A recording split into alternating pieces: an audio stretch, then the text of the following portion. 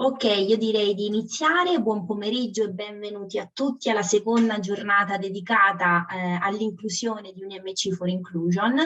Apro questo convegno con i saluti istituzionali da parte delle autorità, quindi mi porta i suoi saluti il nostro rettore, il professor Francesco Adornato e la professoressa CATIA GIACONI, delegata del progetto Inclusione 3.0, un progetto proprio che prevede al suo interno momenti di sensibilizzazione come il premio Inclusione 3.0 che abbiamo vissuto ieri e occasioni anche di carattere scientifico come quelle che prenderanno forma nel pomeriggio di oggi. Gli eventi paralleli che ci sono nella giornata odierna vedono momentaneamente impegnata la professoressa Giaconi che però ci raggiungerà a seguire. La collaborazione nata tra la cattedra di pedagogia speciale coordinata proprio dalla professoressa Giaconi e la University of Arizona negli Stati Uniti ha permesso la concreta presenza della nostra ospite qui con noi oggi, la professoressa Vanessa Perri, che approfondirà un tema molto caro alla pedagogia speciale, ovvero l'autodeterminazione e l'autorappresentanza nelle persone con disabilità. La scelta è ricaduta proprio su queste due tematiche, poiché la letteratura scientifica di riferimento e le pratiche pedagogiche identificano questi due concetti come cuore delle prassi educative, soprattutto nelle fasi di vita che sono considerate più critiche, ovvero i momenti della transizione. Quindi questi costrutti divengono infatti dei criteri cardine proprio per la delineazione di traiettorie di vita adulta orientate ad una migliore qualità della vita. Nel dettaglio il focus di oggi è volto proprio ad identificare modalità di supporto e costruzione di processi autodeterminati e di autorappresentanza in giovani con disabilità. Verranno quindi approfondite quali sono le possibili strategie proprio per implementare questi costrutti, per poi essere mostrati degli studi di caso a cui anche sarete chiamati a partecipare, che consentono proprio di cogliere al meglio le possibili attuazioni che possiamo incontrare nel concreto. Non voglio togliere tempo alle nostre ospiti, che quindi con piacere mi accingo a presentare. Ringrazio della sua presenza la professoressa Vanessa Perri, che è docente presso la Università of Arizona, dove insegna pratiche di consulenza sulla salute mentale e tematiche affini alla consulenza riabilitativa, è specializzata nelle pratiche sulla partecipazione ispanica e i processi inclusivi di giovani con disabilità in età di transizione. I suoi interessi di ricerca includono soprattutto la cultura e la diversità linguistica, la consulenza e la formazione dei formatori. Sono anche a ringraziare la dottoressa Daniela Maglia, che è una studentessa del master nel programma di consulenza riabilitativa presso la San Diego State University. La dottoressa Maglia attende con impazienza la sua laurea questo maggio, dopodiché entrerà a far parte del programma di dottorato in formazione e supervisione di consulenti proprio presso la University of Arizona. Quindi lascio loro la parola. Prego. Thank you so much for the introduction, Noemi. So I will have simultaneous interpretation, correct? So I do not need to stop? Yeah. Okay, Exactly. I'll just be sure to speak slowly. Thank you so much, everybody. Grazie a tutti, è così un piacere potervi vedere tutti online. Sono molto felice di essere qui con voi. Sono appunto professore alla Università dell'Arizona. Insegniamo appunto sulle disabilità e anche il counseling dei formatori. In alcune esperienze che ho avuto hanno avuto a che fare con appunto questi servizi che noi forniamo.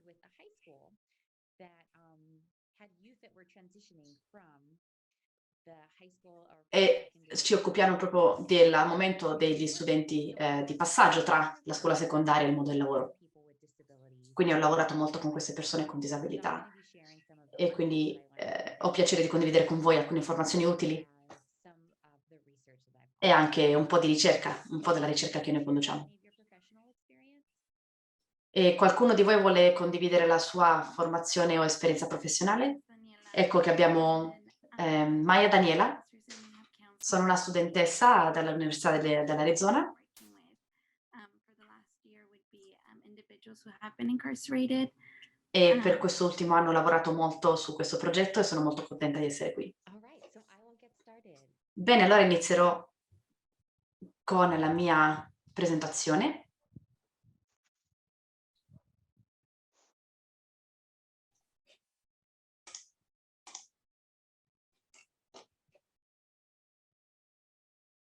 Okay, are you able to see my slides? Siete in grado di vedere le mie slide? Perfetto. I hope the translation is good enough. Spero che la traduzione che ho messo sulle mie slide sia abbastanza buona. E il titolo è appunto promuovere l'autodeterminazione e l'autorappresentazione dei giovani con disabilità in età di transizione. E se avete domande o volete condividere la vostra esperienza, mandate pure un messaggio sulla chat.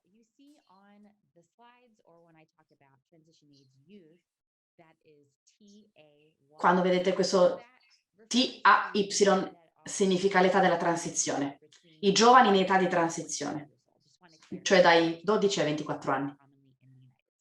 È un acronimo che noi usiamo molto negli Stati Uniti. Ve ne parlerò un po'.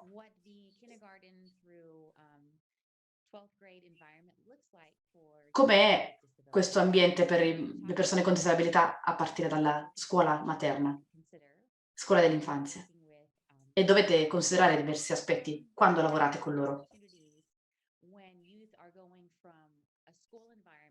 Ed è molto importante questo passaggio dalla scuola al mondo del lavoro. Parleremo di come poter favorire l'autodeterminazione e l'autorappresentazione di questi studenti.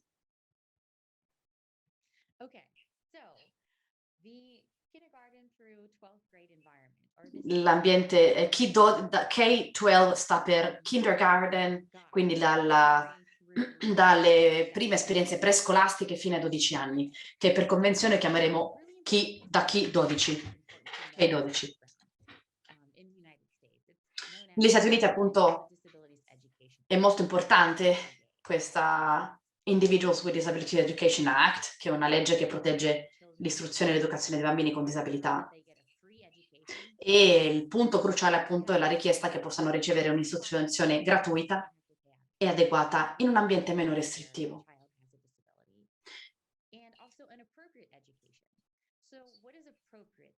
Cosa significa un'adeguata istruzione? Ogni Stato ovviamente ha un programma di istruzione diverso, ma chi sono questi individui? Are not held to some of the same expectations when it comes to their learning. And the third component is the least restrictive environment. And what does least restrictive environment mean? Well, back in the 1960s in the United States, and periods before then, gosh, people with disabilities were segregated in their learning environments. So it wouldn't be uncommon to find people with disabilities in their own classroom where there wasn't a lot of learning or socialization happening. People were often segregated from their mainstream counterparts. So a least restrictive environment really looks at as much integration of people with and without disabilities as possible. So what does that look like? Let's say, for example, somebody has ADHD. So this person could perhaps be working with an aide in the classroom, so they're kept in the mainstream classroom throughout the majority of the day. And perhaps they will have 1 hour or one class period where they are participating in special education services with a special education teacher one-on-one. Rather than removing this child from the mainstream classroom, they're able to stay in the class throughout the entire day. So when I talk about mainstream environment and least restrictive environment, that's what that signifies. Additionally, so there's another part of IDEA, and that means that everybody has to have an individualized education plan or an IEP. So what's in this plan? Well, this plan very clearly says, what are some things that the student does well? And what are some things that are a challenge as a result of this child's disability? What are some of the goals that we're going to set for this individual child? So each plan is tailored to that specific person. And how are we going to address this progress? Maybe somebody will participate in class by remaining in their seat 60% of the time. Maybe it's behavioral goal, or maybe it's that they're going to learn 60% of their vocabulary words. Maybe it's a learning goal. So there are measurable goals in the plan. Additionally, what services are provided? Does somebody need an aide to help them with mathematics? And what types of accommodations are going to be provided? So for example, let's say if someone has a visual impairment, are they going to have a tablet that has a screen reader on it so they are able to participate and still access all of the same reading materials as their classmates? And family should always be involved and is usually involved. And at age 16, students are required to engage in transition services. Some states and some programs will start transition services earlier than others. The agency that I worked for in California, they started transition services at age 16. So what is transition services? What do I mean by that? What that is eventually a student very soon is going to graduate. And how do we ensure that they have a smooth transition from their graduation to whatever it is they're going to be doing after graduation? Maybe they're going to go to college. Maybe they're going to go to vocational training, or maybe they're going to go straight into work. Whatever that is, starting that process before the student arrives at graduation day. So I have some experience working with an individualized education plan or an IEP as a family member, because I have a little brother who had an IEP as a result of his learning disability and his attention deficit hyperactivity disorder diagnosis. And I've also had experience reading these plans as a case manager who was providing services to youth with disabilities.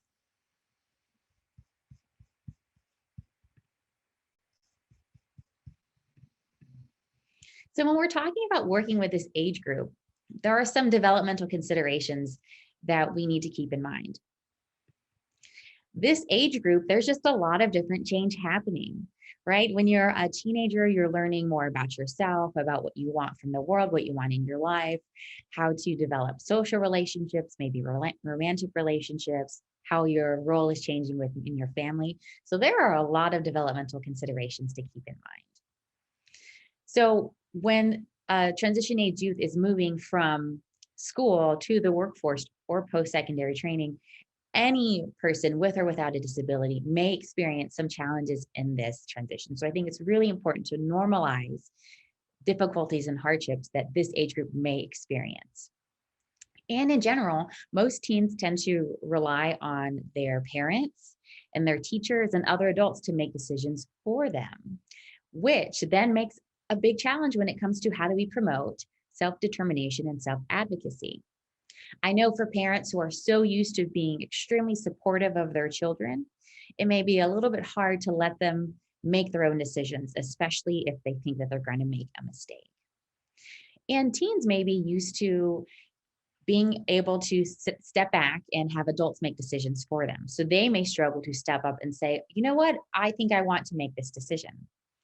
And then if you're a staff person, if you're a paraprofessional or a counselor or a case manager, you may get caught in the middle between what parents want and what youth with disabilities want.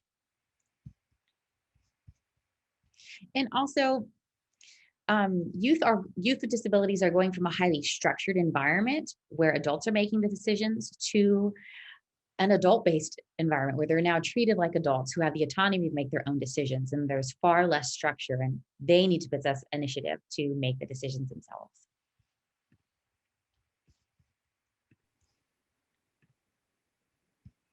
Okay, so what is self-determination? A person's ability to assume responsibility for their own goals, achievements, and setbacks. It is associated with better quality of life and positive adult outcomes.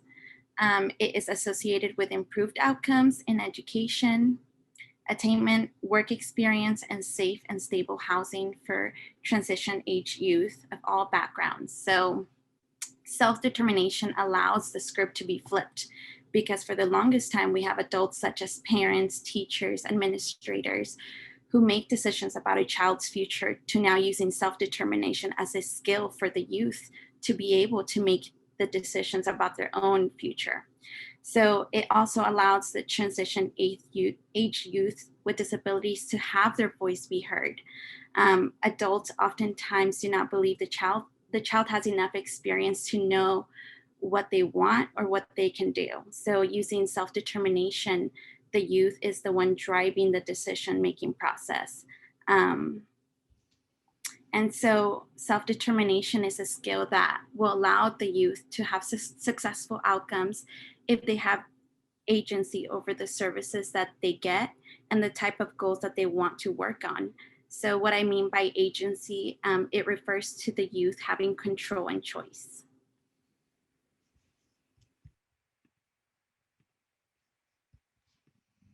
So then how do we build self-determination if it's so important for all of these outcomes later in life?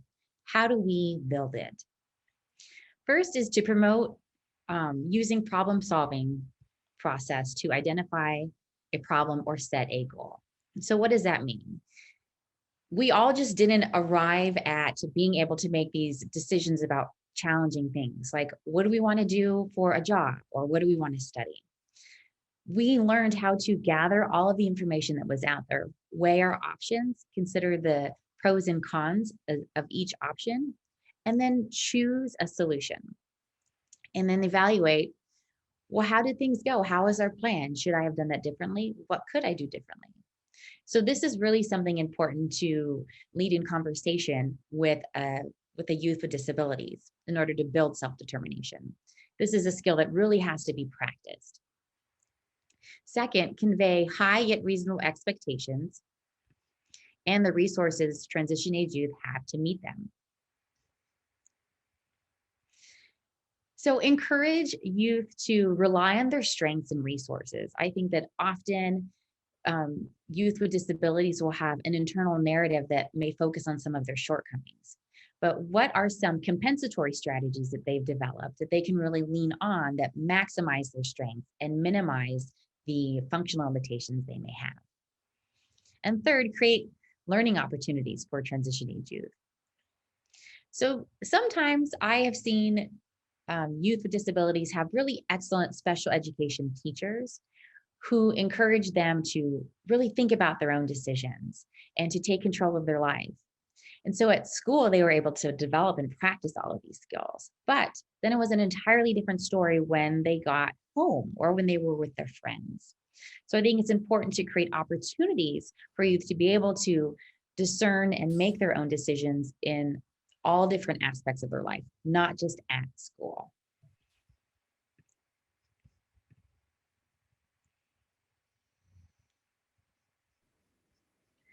So how do we teach self-determination? So decision-making skills are often underdeveloped in youth with disabilities because of the lack of opportunity. So number one, list possible choices. And this refers to, what are your goals? What are you interested in? What will they have to do in order to reach those goals and pursue those interests? For example, you have a transition age youth who wants to further their education. We can take a look at all the possible choices. Number one can be going to college, community college. Number two would be going to a four-year institution. And number three would be taking a year off and working instead. And number two, identify possible consequences of each choice. So for example, going over with the transition age youth with disabilities, what it would look like going to community college. Number three, assess the possibility of each consequence occurring.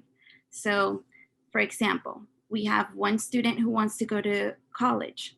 The student wants to go to UCLA. We can start to assess the possibility of going to UCLA by taking a look at the student's grades, looking at the school admissions requirements, what do you want to study, and does UCLA offer your major? The assessment will allow us to dig a little deeper in each possibility. So this step takes a look at, if you want to get here, this is what you need to do. And it is crucial to start this process early because it can provide awareness and give all the necessary information to make good informed decisions. So it also sets an expectation and a game plan for the transition age youth. For example, this is my goal and I need to go over all this to reach my goal. And so number 4, explore the impact of each consequence. For example, if you move away and go to a school in a different country and then looking at all the consequences of moving away, do you have those life skills to cook, clean, and do laundry? Overall, it brings more awareness to the transition age youth, and this information allows the practitioner to set up some education that the transition age youth might need to obtain the necessary skills to be successful to move away.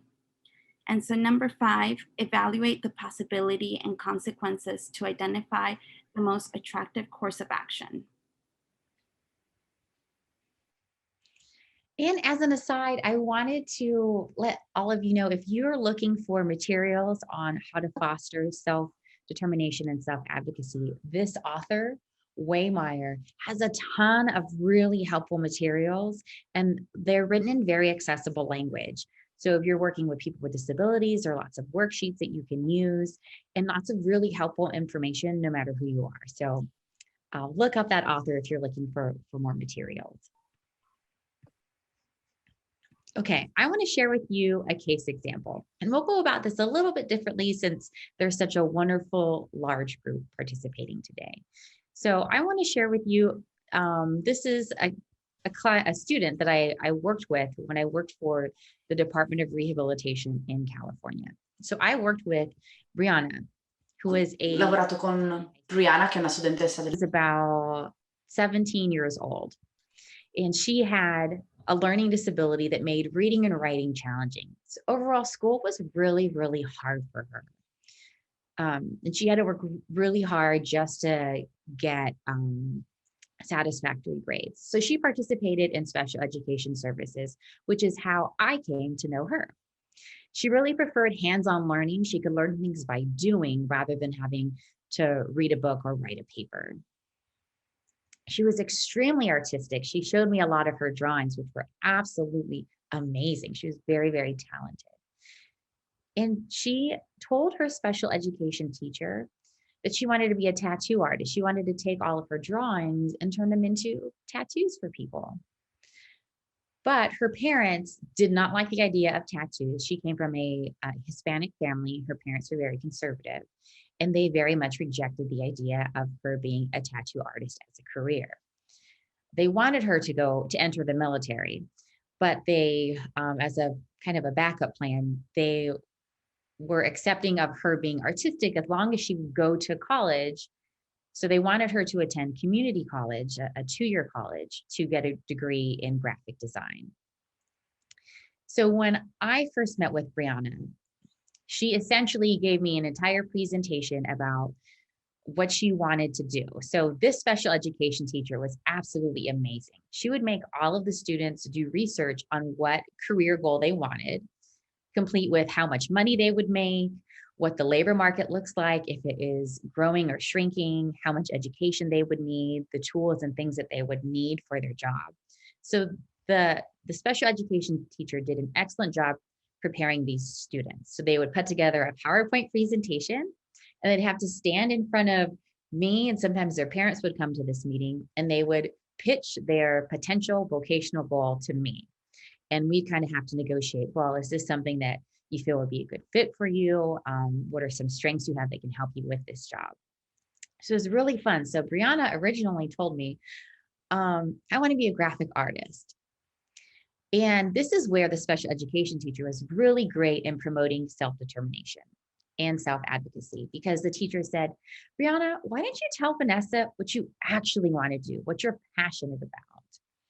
And so she looked down at her feet, and I could tell she really felt a little bit shy about it. But she told me, I want to be a tattoo artist. And so we talked a lot about it. We had to go back and forth because she wasn't sure if she wanted to go against the wishes of her parents, because pleasing her parents was culturally very important to her. So let's say if you were a staff person that was working with Brianna, and she's here trying to make this decision between should she go to college and study graphic design, or should she become an apprentice and become a tattoo artist? How might you lead this conversation? So feel free to chime in or to use the chat.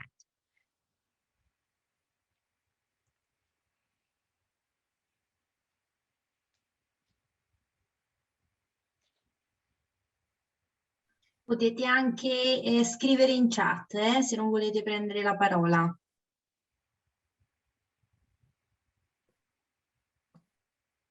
Però ecco, sono gradite le vostre idee e potete tranquillamente aprire il microfono e mostrare alcune delle vostre strategie. Quindi in qualità di educatori, che cosa fareste? So while all of you are thinking about your questions and feedback, there are a couple of other nuances that were really interesting to me as the vocational counselor. And one of those is that if someone wanted to be, yes, I will slow down the speed. If someone wanted to be a tattoo artist in the United States, that is a profession where somebody is self-employed. And in order for me to authorize a vocational goal that included self-employment, I had to help her come up with a business plan. I have never been self-employed in my entire life. So we had to sit down and devise a business plan for anybody that wanted to be self-employed. So that's like other steps that vocational counselors had to take in finding employment for people with disabilities.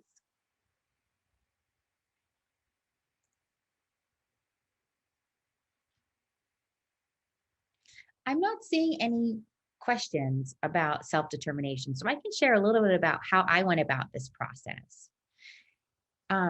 So fortunately or unfortunately, per fortuna o per fortuna, in questa conversazione eravamo solo io e Brianna. E le chiesi, what do you want to do for work? Not necessarily like, what do other people want you to do for work? And so it really took a little bit of soul searching, and she took some time to think about it. But ultimately she decided, you know what, I know that I may disappoint my parents, but I'm also about to be an adult and it's time for me to make a decision for myself. So she decided she was going to be a tattoo artist. So we had to sit down and write the self-employment plan. But at first I had to get it approved by my supervisor. I had to get this vocational goal approved because it was unconventional. And it, I would say that even for the Los Angeles area, this was still a little bit more progressive than what state agencies providing vocational services to people with disabilities usually provide. So it was a little bit of a hard sell. I had to really kind of talk to my supervisor and explain what a lot of the strengths and talents this client had that she could apply to her role. And it was a really unique process, but in the end, I felt like Brianna was able to share with me what she wanted to do and why, and she was essentially given the means to make her own decisions.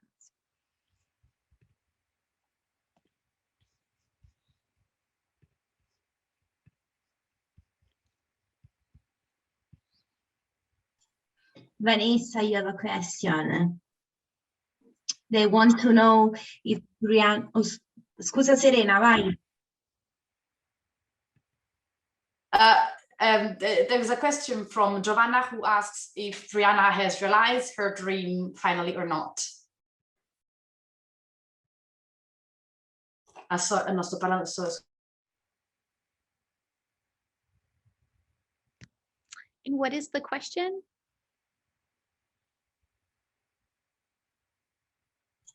Or not. Do you hear me? So Giovanna Berti is asking if Brianna realized finally her dream. Yes, so I wasn't able Oh to. sì, credo che la Peri non mi senta. Vanessa, sorry, you have to switch the translation on the bar so you can hear when the translator reply. You see, there is the word. You have English and Italian. Just switch and you will hear the translator. You can find it bottom right and behind transcription or Italian and English reaction. In that zone, bottom right. Yeah, share screen. Or top right. If you are sharing, you can find it top right.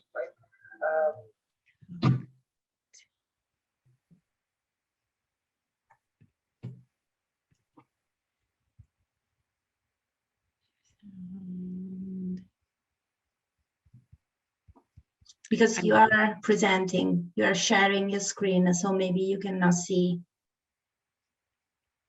You can stop the presentation if you like.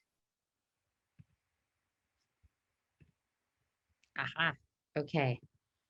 You got it? Yes, I can hear you. Ok, Serena. Ci siamo. Okay, so the question. Allora, la domanda, che cosa è successo a lei? Sono riuscita a far accettare anche al mio supervisore questa sua vocazione. I was also able to come up with a self-employment plan with Brianna. And then the next step was finding a vendor. We had to find a local tattoo parlor that would contract with the state agency in order to provide training to Brianna. So we found someone that, and having to go visit tattoo parlors was interesting too. I had to go do that and have them fill out some paperwork. But she entered an apprenticeship program and started her training with them. And that was the point at which I left. But I was really happy to see that I was able to get her in this program participating. So that was really rewarding for me to see. And she was so genuinely happy when I last saw her.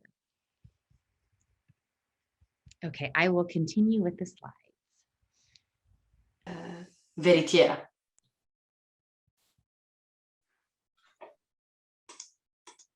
Okay, so if self-determination is somebody making their own decisions, and once they've made their own decisions, we want them to be able to speak up and share with us what those decisions are. So what is self-advocacy? Well, that's knowing what are my strengths, my weaknesses, and my accommodation needs. It's someone's ability to speak on their own behalf for themselves and for their needs. And the more comfortable somebody feels in speaking up for themselves and advocating for themselves, the more self-efficacy they have. What is self-efficacy? Well, that's the feeling of, yeah, you know what? I got this. I can do this. The confidence and self-assuredness that somebody has. So having self-advocacy skills is really necessary in order for people to build maturity, confidence, and self-identity. And it's really pivotal to working with youth with disabilities.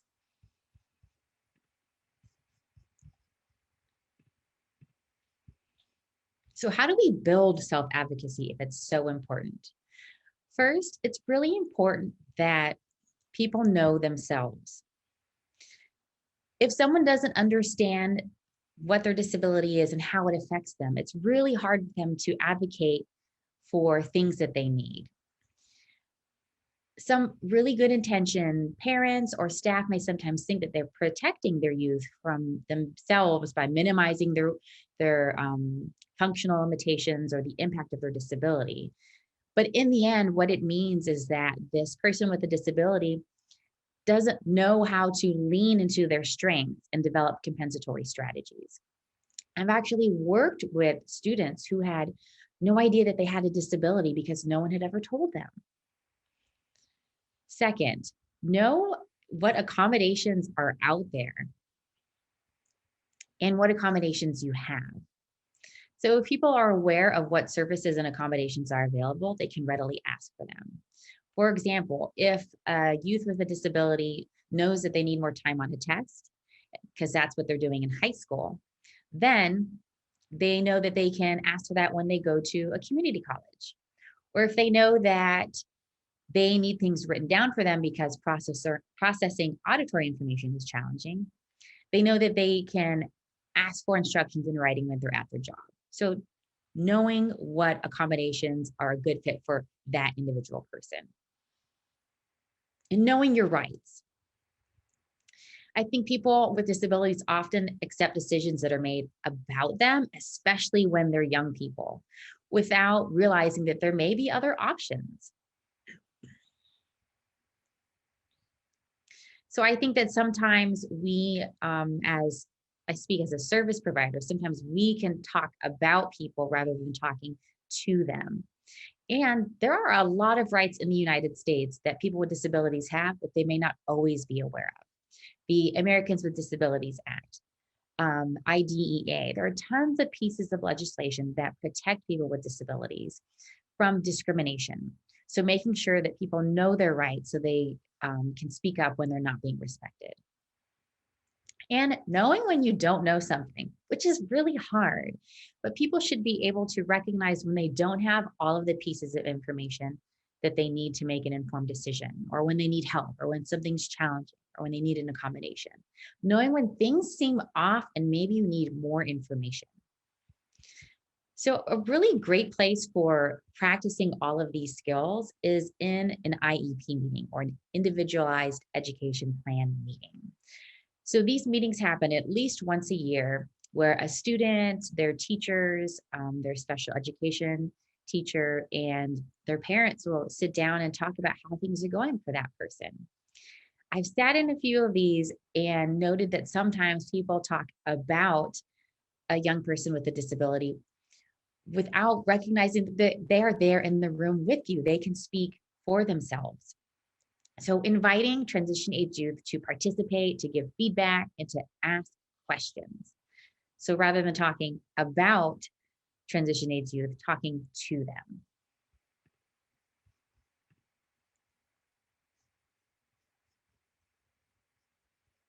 Okay, so how do we teach self-advocacy? A really important aspect of self-advocacy is assertiveness skills. Once a student has determined what course of action, so they've used some of their decision-making skills to apply self-determination, how can we help them say, yes, this is what I want, this is my decision? Role-playing is a really great activity that any of us can use to help youth with disabilities practice self-advocacy. And remember that assertiveness is a learned skill that's not often coached or developed in youth with disabilities, because we see a lot of decisions being made for youth with disabilities. So first, let's say if we were Brianna and we had to, and she was going to talk to her parents about what her decision was, that she was going to become a tattoo artist. So we practiced that, and that was a little bit anxiety provoking for her. But there are three different things when you are working with someone and they're going to have a conversation where they are practicing self-advocacy. The first is the content. So what will someone say to someone? What will Brianna say to her parents? Well, she wants to tell them about her decision to become a tattoo artist and why she thinks this career path is the best fit for her. Second, paralinguistic elements. How will she say it to them? Is she, what types of words is she using, the intonation? Now, I have been a teenager before, and I've worked with tons of teenagers. And I know that sometimes you can say something and the words, the content of it were okay, but sometimes the way in which you were saying it, maybe it can come off as timid or uncertain or sassy or full of attitude. So the way in which somebody delivers a message is also very important. And third, nonverbal behavior. Body movements and facial expressions say a lot without saying anything. So in role playing with Brianna, what is she going to say? How she's going to say it? And what is her body language saying while she's doing it? So doing some really good practice where I can pretend to be her special education teacher and ask her questions, or I can pretend to be her parents and ask her questions. So we can practice what it's like for her to assert herself in an environment that's safe, where I can give her feedback and she can build more confidence.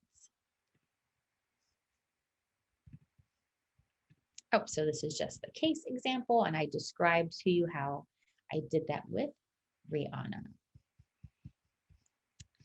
Okay, so these are some of the references that I shared, and you know what, I can drop this PowerPoint in the chat. Some really good materials if you want to learn more about building self-determination and self-advocacy. But I will stop my sharing, and I invite any questions or feedback that you have.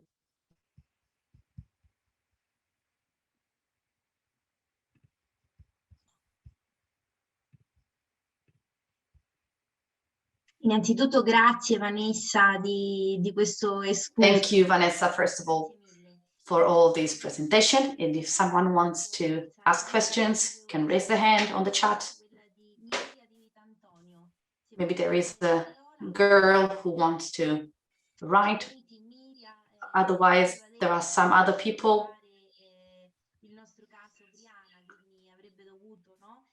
Someone tried to reply before. Per fare una lista di pro e contro e quindi riuscire a sondare inizialmente il lavoro. Questo, no? È quello che avrebbe suggerito Miria.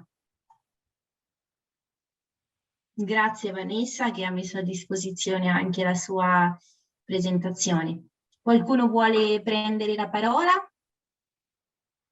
Sara. Prego, Sara.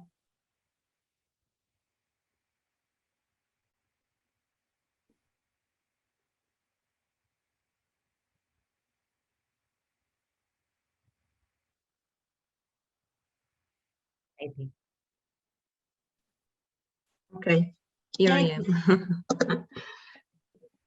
Hello, I just wanted to ask you, I'm sorry I joined in a little bit late. I had problems with my connection, so I lost the first bit of the discussion, but I wanted to ask if you had experience with... Volevo chiedere se ha esperienza ad insegnare questa autodeterminazione agli autistici, perché poi forse potrebbe essere un po' più difficile, perché hanno problemi sul comunicare. E quindi qual è la sua esperienza con le persone autistiche, se ne ha? Sì, ho un po' di esperienza con gli autistici su questo punto dell'autodeterminazione. Dipende molto dalle persone, dalle loro preferenze comunicative. Quindi dobbiamo capire come loro vogliono comunicare, se usare anche uno strumento per comunicare, se vogliono scrivere, se vogliono comunicare anche attraverso un video, un cartone. Quindi capire la preferenza comunicativa e usarla anche per negoziare sulla conversazione. Credo che a volte dobbiamo essere sì più consapevoli delle opzioni che abbiamo come una variabile come variabili molto importanti in questo processo.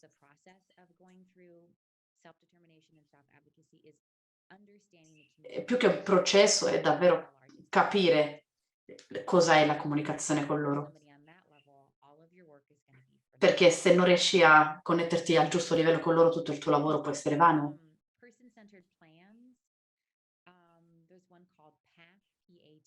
Ci sono questi progetti di PATH che prevedono delle lunghe giornate di allenamento su queste e formazioni su questo punto. E possono essere utili anche per avere a che fare con bambini autistici, con persone autistici.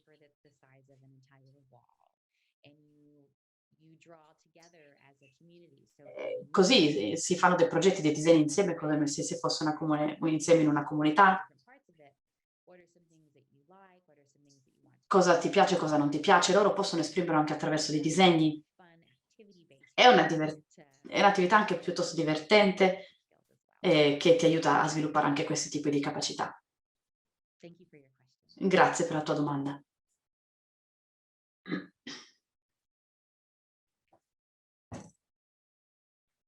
Grazie Sara. Qualcun altro vuole prendere la parola? Altrimenti ho io una domanda. Ecco, abbiamo una domanda in chat, Vanessa. Yes.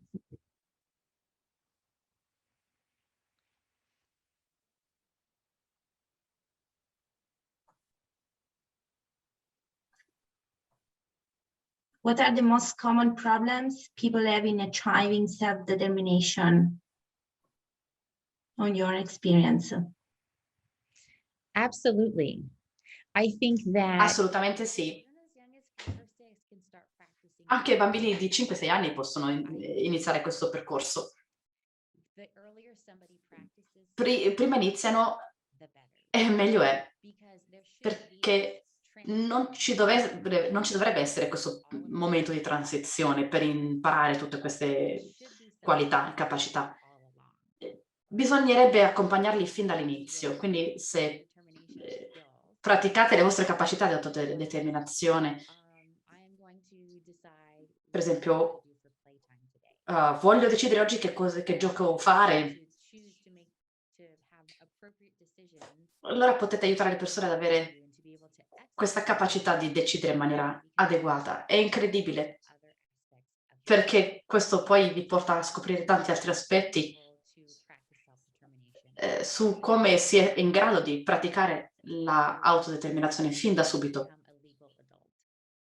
così da poter diventare davvero degli adulti completi. Grazie Vanessa, ha risposto alla domanda di Cristiana Crinò. Ce n'è anche un'altra di Anna Palca, sempre in chat. Quali sono i problemi più comuni, le difficoltà più comuni che le persone possono incontrare nel raggiungere l'autodeterminazione? in my practice as a counselor, Nella mia pratica come counselor sono i genitori che fanno fatica, perché fa paura vedere un bambino, capire che tuo figlio ha qualche ostacolo da superare, e invece dobbiamo far capire ai genitori che devono amare il loro bambino così com'è.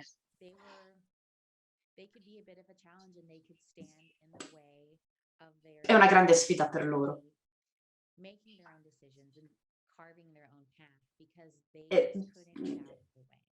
E pensano che il bambino magari non sia in grado di prendere le proprie decisioni perché non sia in grado di fare questo percorso. Quindi credo che se siete degli insegnanti o dei professionisti, dobbiamo imparare ad avere una conversazione sensibile, coraggiosa e anche di grande rispetto con questi genitori. Quindi bisogna considerare sempre l'amore che loro hanno verso i loro figli, ma anche potergli insegnare che possono cambiare.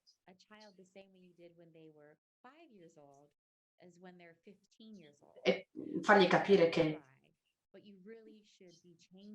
devono capire che il bambino cresce, che è diverso da quando ha 5 anni e quando ne avrà 15. Ma dobbiamo considerare tutto l'aspetto della loro relazione con questi bambini.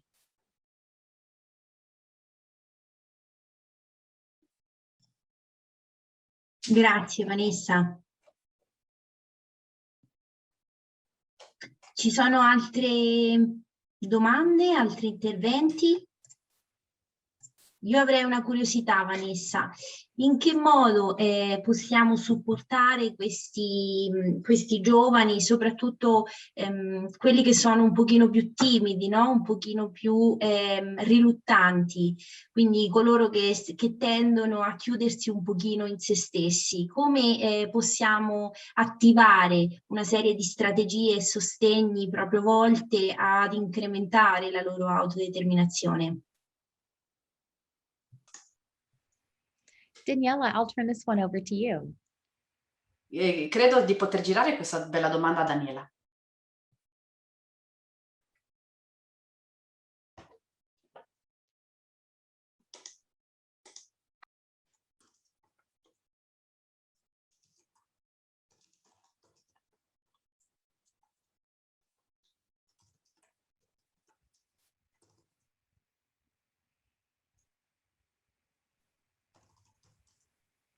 Okay, hi. So the question was, can you repeat the question? Sorry, Kat. Sì, Daniela, mi senti? Sì, gliela sto traducendo, Grazie. Gliela traduco adesso, sì.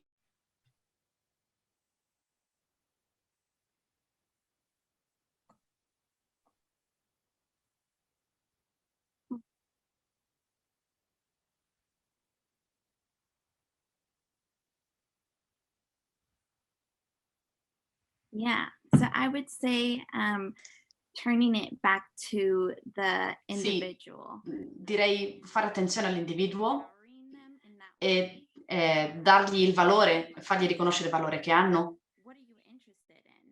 e chiedergli a cosa sono interessati, perché a volte non riescono a rispondere a tutte queste domande proprio perché qualcuno prende le decisioni per loro. Quindi dirigere a loro in maniera proprio diretta. Raccontami di te, raccontami dei tuoi desideri, dei tuoi interessi. E quindi loro capiscono che loro vengono considerati in maniera positiva e che c'è qualcuno che si prende cura di queste loro domande. E quindi costruire questa relazione li aiuta molto e può avere un impatto davvero positivo anche a lungo termine nella relazione con loro. Quindi inizi ad aiutarli a costruire queste qualità, queste competenze, passo dopo passo. E si può iniziare a stabilire qualche obiettivo in base agli interessi che loro hanno, quali possibilità hanno davanti a loro.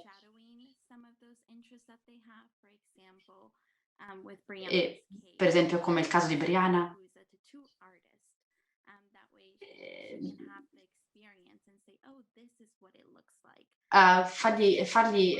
aiutarli a far emergere anche ciò che per loro è stato più difficile, aiutarli a parlare delle loro difficoltà, ma aiutarli anche a parlare di quelli che sono i loro interessi principali e aiutarli anche a capire come possono raggiungere questi obiettivi nella loro società.